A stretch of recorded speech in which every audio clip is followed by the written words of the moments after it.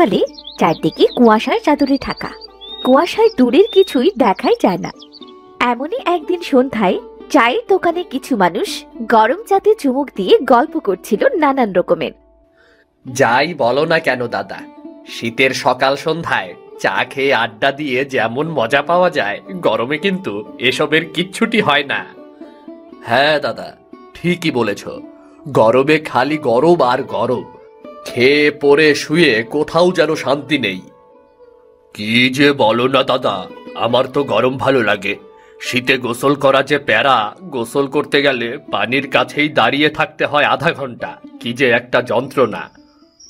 সন্ধ্যা পেরিয়ে রাত তো হতে চলল, সবাই এবার বাড়ি ফেরা যাক নাকি?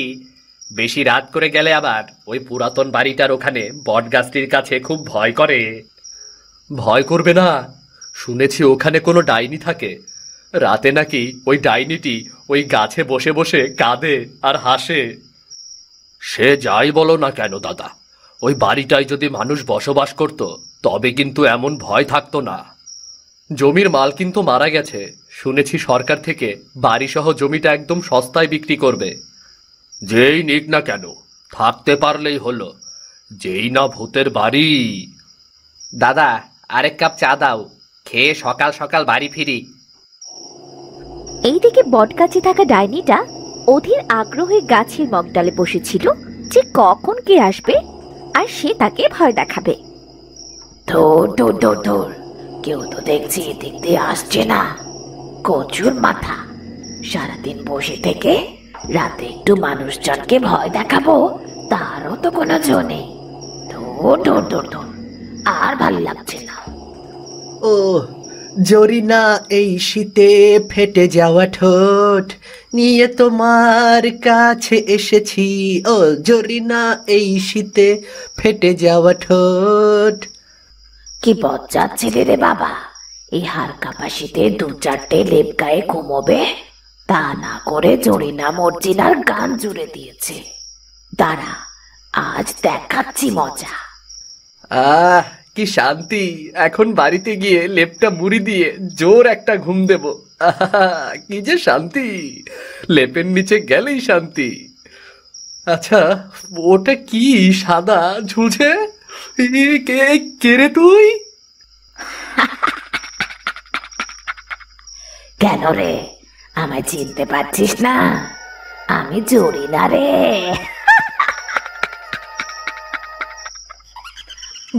বাবারে, ডাইনি! দৌড় দে রতন, দৌড় দে! এবার একটু ভালো লেগেছে। এই মানুষগুলো বোকা বটে, আমায় দেখে ভয়ের কি আছে? আমার সাথে গল্প করলেই তো পারিস।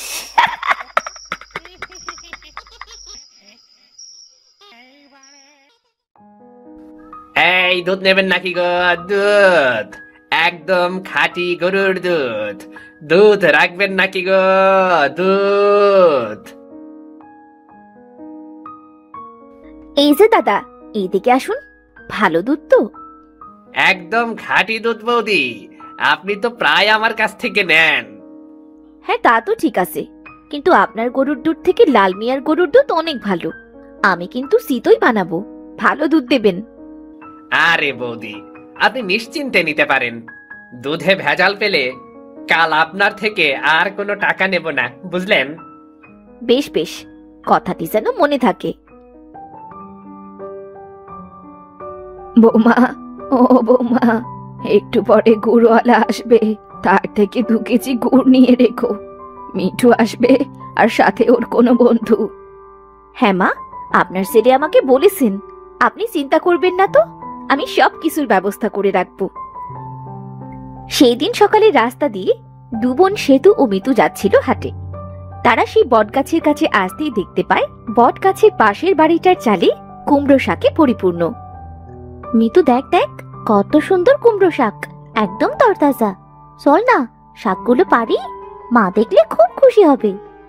না রে সেতু, বাড়িতে মানা করেছিল, ওই বাড়িতে না জানি কোনো ডাইনি থাকে, আমাদের ওখানে যাওয়া ঠিক হবে না রে। আরে কিছু হবে না, ওসব ডাইনি বলে কিচ্ছু নেই, মানুষ শুধুই ভয় পায়। কি বজ্জাত মেয়ে দুটো, আমাকে ছোট করছিস? তোরা ছোট বলে ছেড়ে দিলাম। না হলে রাতে আসিস, দেখবি আমি আছি কি নেই, ভয় দেখিয়ে দেব একটু। চল না মিতু, অল্প কিছুই শাক নেব। আমার যে শাক খেতে খুব ইচ্ছে করছে রে। জানা যা, একবার শুধু পাতাটা ছেড়, তারপর দেখবি তোদের কি হয়। তোরা দু বোন হবি আমার প্রথম শিকার। তারা দু বোন গিয়ে ঠিক কুমড়োর পাতা পারলো, আর সাথে সাথেই তারা দুটো কুমড়োয় পরিণত হলো। এবারে কুমড়ো দেখে যারা এতে হাত দিবে সবাই কুমড়োতে পরিণত হবে।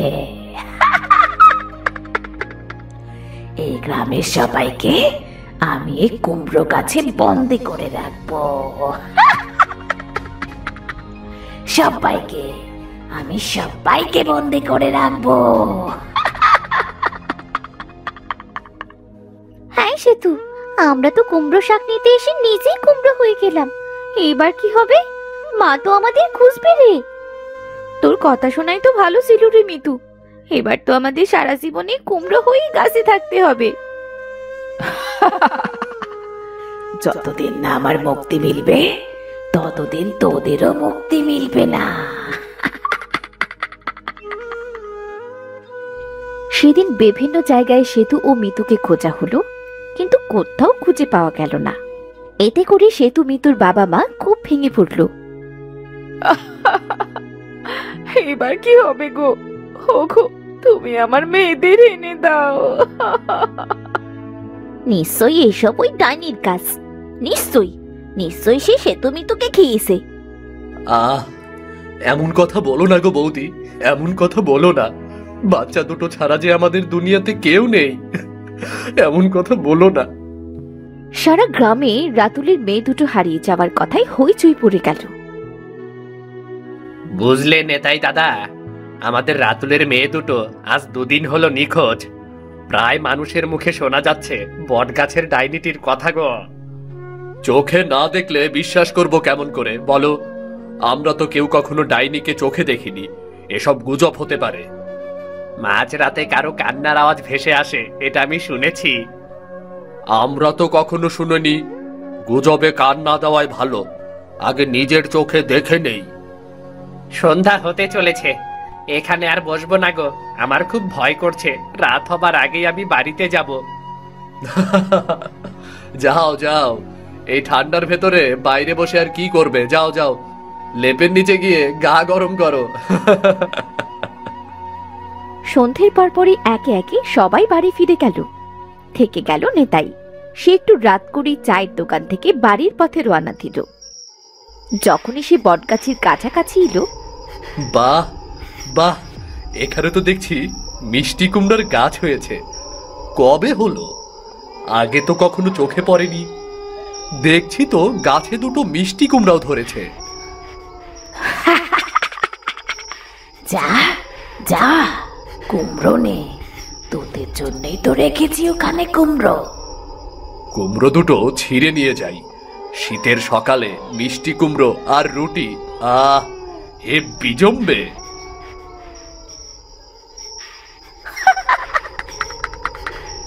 মিষ্টি কুমড়ো খাবি রুটি দিয়ে? এবার তুইও একটা মিষ্টি কুমড়ো হয়ে যা। ডাইনি? হ্যাঁ আমি। তা ভয় পাচ্ছিস কেন রে? সন্ধ্যায় চায়ের দোকানে তো বললি তোর ভয় নেই, তুই ভয় পাস না। তবে এখন কেন ভয় পাচ্ছিস? দয়া করে আমাকে ছেড়ে দাও। আমি আর কোনোদিন এদিকে আসবো না। আমি আর কোনোদিন এদিকে আসবো না, আমাকে ছেড়ে দাও। আগে আমার মুক্তি মিলবে, তারপর তোদের। থাক, এখানে বন্দি হয়ে থাক। আস্তে আস্তে গ্রামের বিভিন্ন মানুষ গায়েব হতে লাগলো। আর এদিকে সেই নির্জন বাড়িতে মিষ্টি কুমড়ো গাছে কুমড়ো বাড়তে লাগলো। প্রায় রাতে ডাইনিটির কান্নার শব্দে গ্রামের মানুষ আতঙ্কিত হতে থাকতো। মুক্তি দে, আমার মুক্তি চাই। আমায় মুক্তি না দিলে সবাইকে বন্দি করে রাখবো। মুক্তি দে, আমি মুক্তি চাই। মা, ও মা, আমার খুব ভয় করছে। এভাবে কে কাঁদছে গো মা? ভয় পাস না বাবা, একটু ভয় পাস না, আমরা আছি তো। অমন ভাবে কাঁদছে কি মা? ও কিছু না মা, ওটা এক ধরনের পাখি, রাতে অমন করে কাঁদে। তার বাচ্চারা তাকে ছেড়ে চলে গেছে তো, তাই। পরের দিন সকালে ধুর ধুর ধুর ধুর, ডাইনির অত্যাচার দিন দিন যেন গ্রামে বেড়েই চলেছে। ভয় তো মানুষজন সব বাইরে যাওয়া বন্ধ করে দিয়েছে। কোন ডাইনি গো ঠাম্মা? ওই যে রোজ রাতে ভ্যা ভ্যা করে কাঁদে, মনে হয় গিয়ে গলাটা একদম বন্ধ করে দিয়ে আসি। মা যে বললো ওটা একটা পাখি। তোর মা তো ঠিকই বলেছে রে দাদু ভাই, ওটা হলো ডাইনি পাখি। ও তাই বলো? আচ্ছা ঠাম্মা, মিঠু চাচু আসতে চেয়েছিল না, আসলো না কেন? এই শীতে নাকি সে অসুস্থ ছিল, তাই আসতে পারেনি, আজ আসবে। ইয়ে, কি মজা কি মজা! আজ মিঠু চাচু আসবে। মিঠু চাচুর সাথে আমি সারা গ্রাম ঘুরে ঘুরে দেখবো। কমল, বাবা কমল। হ্যাঁ মা, বলো। মিঠুরা কখন আসবে রে বাবা? ওর তো সকালের ট্রেনে আসার কথা মা, চলে আসবে সকাল সকাল। স্টেশনে যাবি না নাকি তুই? না না না, আমি তো একটু কাজ করছি, গরুগুলোকে খেতে দিয়ে আবার ফুল ভাঙতে যেতে হবে। ফুলের ব্যাপারী মনে হয় খেতে এসে হাজির হয়েছে। আচ্ছা আচ্ছা, বেশ। বাড়িতে অতিথি আসবে দেখে সেই দিন কমলা তোড়জোড় করে অনেক রকমের রান্নার আয়োজন করলো। মিঠু হলো বুড়ির ভাইয়ের ছেলে। প্রতিবার শীতে সে তার পিসির বাড়িতে ঘুরতে আসে।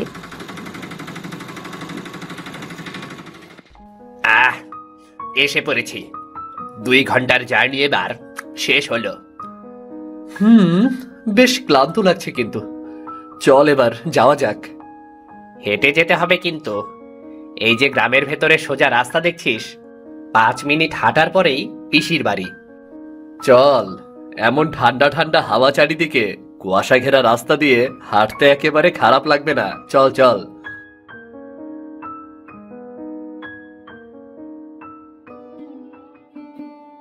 উফ, তুই তো বললি 5 মিনিটের রাস্তা, এ তো দেখছি 10 মিনিটেও শেষ হচ্ছে না। এখানে আগে একটু বসে জিরিয়ে নেই। ওই তো আর একটু সামনে। রাস্তাটা আজ বড্ড ফাঁকা ফাঁকা লাগছে রে। সবাই কোথায় গেল? এদিকে তো মানুষের জমজমাট থাকে। খুব ঠান্ডা পড়েছে তো, এজন্য হয়তোবা কেউ রাস্তায় বের হচ্ছে না। আরে, এই দুটো আবার কে? মনে তো হচ্ছে নতুন মানুষ। জানে না বলে আমার গাছের নিচে বসেছে, জানলে তো দৌড়ে পালাতো। খুব ঠান্ডা পড়েছে রে, কি বাতাস! এই চল এবার চল। ভেবেছিলাম ঠান্ডা মনে হয় আমার একারই লাগছে। ওহ, তা তো না, এই তো দেখছি এদেরও চপ্পর ঠান্ডা লাগছে। যা এখন, পরে আবার আসিস বাছা। তারা দুজন কমলের বাড়ি পৌঁছতেই সবাই কুশল বিনিময় করে তাদের আনন্দে ঘিরে ধরল। কতদিন পর এলি বলতো? চল চল, ঘরে চল। বৌমা, নাস্তা পানি দাও তো এদের। পিসি, পিসি, এত তাড়াহুড়ার কিচ্ছু নেই। আমরা বেশ কদিন থাকবো এখানে, বুঝলে? বেশ কদিন না, তোমাকে এবার আর যেতেই দেব না চাচ্চু। আমার ছোট্ট মাটা, ঠিক আছে, এবার আর যাব না, সারা বছর তোমার সাথেই থাকবো। তা ভাই মিঠু আর শিবু, তোমাদের পড়াশোনা কেমন চলছে? বেশ ভালোই চলছে দাদা। পরীক্ষা দিয়েই তো তোমাদের বাড়িতে চলে এলাম। বেশ করেছো, পরীক্ষা যেহেতু দিয়েই এসেছো, এবার বেশ কদিন থাকতে পারবে। হ্যাঁ বৌদি, তোমাদের এই গ্রামটা এবার লম্বা সময় নিয়ে ঘুরে ঘুরে দেখব। না না, এবার কোথাও যাবি না, আর সন্ধ্যার পরে একেবারে না। কেন? এখানে আবার কি হলো? হয়েছে ভাই, হয়েছে, অনেক কিছুই হয়েছে। এরপর কমল গ্রামে ঘটে যাওয়া সমস্ত কথা মিঠু ও শিবুকে খুলে বলল। আমি ওসব ডাইনি টাইনি বিশ্বাস করি না দাদা। যত সময় না নিজের চোখে দেখব তত সময় কিছুই বিশ্বাস করব না। হয়েছে হয়েছে, তোদের এসব বিশ্বাস হবে না। অনেকটা পথ জার্নি করে এসেছিস, খাওয়া শেষে একটু বিশ্রাম নে।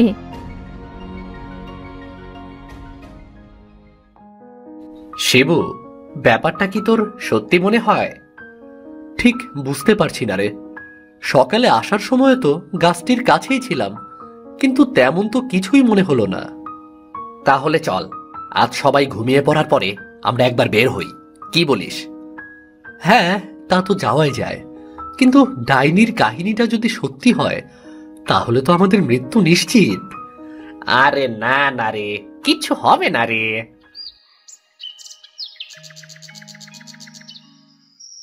সেদিন রাতে তারা সবাই ঘুমিয়ে পড়ে। তখন মিঠু ও শিবু চুপি চুপি সেই গাছের উদ্দেশ্যে বের হলো।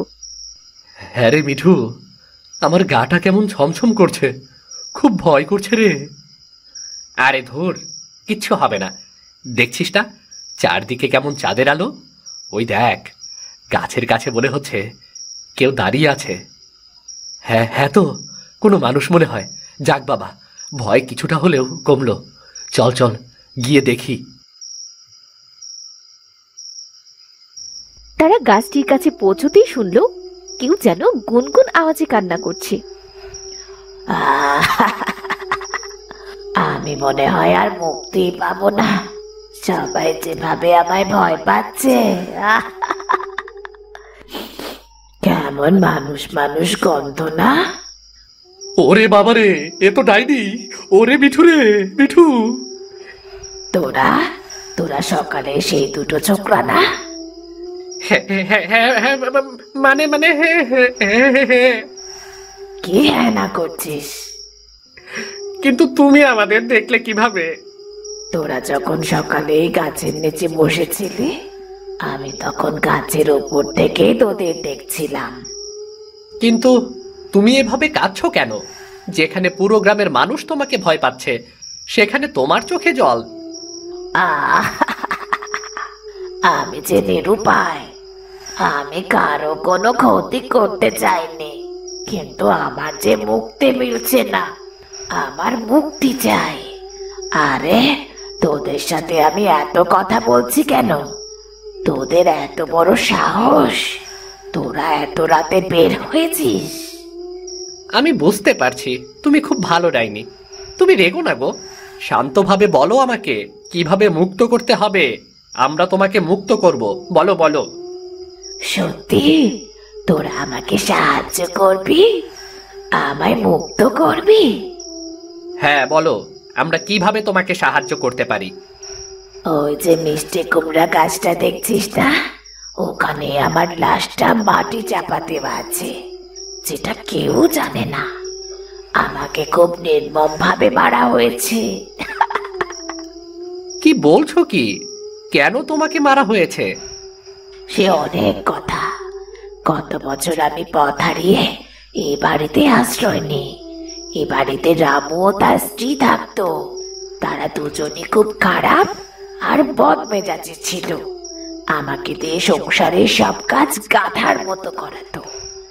একদিন এই যে বসে বসে এবারের অন্ন ধ্বংস করছিস, কান খুলে শুনে রাখ। খাওয়া পড়া মাখা সব পাবি, কিন্তু আজ আমার মনের মতো হওয়া চাই। সব মন দিয়ে কাজ করবি, বুঝলি? আমি তো সব কাজ করছিলামই গিন্নিমা। আপনারা আমাকে আমার বাড়িতে আসবেন তো? ওমর জালা, তোর বাড়ি আমি কোথায় পাবো? নিজের মাথা খেয়ে পথ হারিয়ে এই বাড়িতে এসেছিস, এখন কি করে বাড়ি ফিরবি সেটা আমি কি করে বলবো? হ্যাঁ, আমার বাবা মার জন্য খুব মন খারাপ হচ্ছে। মন খারাপ হচ্ছে তো নিজের বাড়ি নিজেই খুঁজে নে। সত্য সব। শোন, এ বাড়ির চারদিকে দামি দামি আসবাবপত্র ছড়িয়ে ছিটিয়ে আছে, সাবধানে কাজ করিস। আচ্ছা ঠিক আছে গিন্নিমা। কাজ করতে করতে হঠাৎ করে রিতার হাত থেকে একটা কাচের গ্লাস মাটিতে পড়ে ভেঙে গেল। ওই ওই সব দিল রে, আমার সব ভেঙে চুরে নষ্ট করে দিল। এই যে হতস্তারি, তোকে কতবার সাবধান করেছি বলতো, কতবার বলেছি। গ্লাসটা মুছতে গিয়ে ভেঙে গেছে গিন্নিমা। হয়েছে হয়েছে। রিতা, আবার খাবারটা তাড়াতাড়ি নিয়ে আয়। ওকে অত সহজে ছেড়ে দিলে? গিন্নি, বোঝো না তুমি, বেশি চাপাচাপি দিলে ও বাড়ি ছেড়ে চলে যাবে। বিনা পয়সায় কাজের মেয়ে পেয়েছো, সারা জীবন বসে বসে পায়ের ওপর পা তুলে খেতে পারবে। বুঝলে বুঝলে তুমি? কথাটি একেবারে মন্দ বলনি, এইভাবে তো ভেবে দেখিনি। কর্তা বাবু, আপনার খাবার। ও কি ঝাল রে বাবা! ওরে, আমার মুখটা গেল রে। এই হতচ্ছাড়ি মেয়ে কি রান্না করছিস সেটা? ঝালে আমার দম বন্ধ হয়ে যাচ্ছে। দাঁড়া দাঁড়া। রামু প্রচন্ড রেগে কাচের গ্লাসটি রিতার মাথায় ছুঁড়ে মারতেই রিতা মাটিতে লুটিয়ে পড়ল। ওগো, এ কি করলে গো? এ তো শ্বাস নিচ্ছে না, মারা গেছে। বাইরে মাটি চাপা দিয়ে তার উপর একটা গাছ লাগিয়ে দেব, তাহলে আর কেউ বুঝতে পারবে না। সেদিন রাতে তারা দুজন রিতাকে মাটি চাপা দিয়ে ওর ওপর একটা কুমড়ো গাছ লাগিয়ে দিল। সে থেকে আমি এমন ডাইনি বেশি আছি। আমি ওদের দুজনকে মেরে ফেলেছি। আমার মুক্তি চাই, তবে গ্রামের সকল নিখোঁজ মানুষেরও মুক্তি মিলবে। তোমার সাথে যেটা হয়েছে সেটা খুব খারাপ হয়েছে। আমরা গ্রামের মানুষ সকলে মিলে কালই তোমার লাশ খুঁড়ে বের করব। পরের দিন মিঠু তার পেশি সহ গ্রামের সকল মানুষকে এই কথাটি জানালো। গ্রামের সকলে একত্রিত হয়ে মাটি খুঁড়ে রিতার কঙ্কাল দেহটি বের করলো। এবার আমার মুক্তি নে, তোদের গ্রামের সকল মানুষকে আমি ফিরিয়ে দিলাম। এই যে অতিথি ছেলে, তোকে অনেক ধন্যবাদ। আজ তোর জন্যই আমার মুক্তি মিলল, না হলে গ্রামের মানুষগুলো কেউ বাঁচত না রে। কি সাহস রে তোর, বারণ করা সত্ত্বেও ওখানে গেলি। সবাই তো মুক্তি পেয়ে গেল পিসি, এখন থেকে কেউ আর ডাইনির ভয় পাবে না। আমরাও সারা গ্রাম ঘুরে দেখতে পারবো। তোমাদের সাথে কিন্তু আমিও ঘুরবো।